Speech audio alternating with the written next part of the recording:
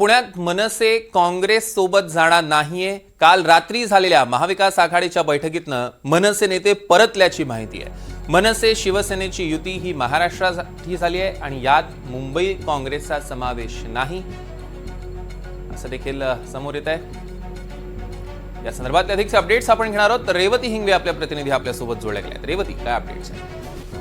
सौरभ, खरं तर काल रात्री उशिरा पुण्यात महाविकास आघाडीची बैठक झाली आणि त्यामध्ये ठाकरे गटासोबत युती केलेल्या मनसेचे देखील पदाधिकारी तिथे आलेले होते।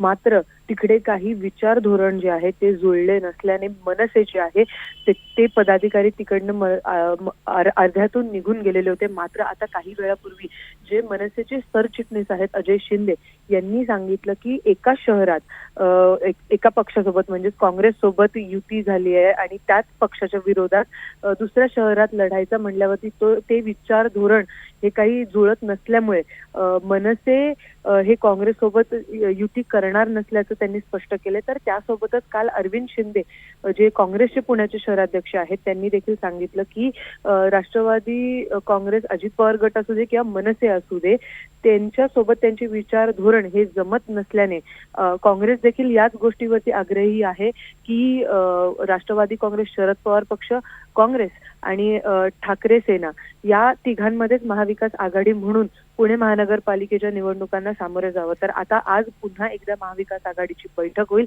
त्यामध्ये नेमकं काय होतं हे पाहणं महत्त्वाचं असणार आहे। सौरभ, निश्चितच या संदर्भातले अधिकचे अपडेट्स आपण रेवती तुमच्याकडून घेऊ। तुर्तास धन्यवाद।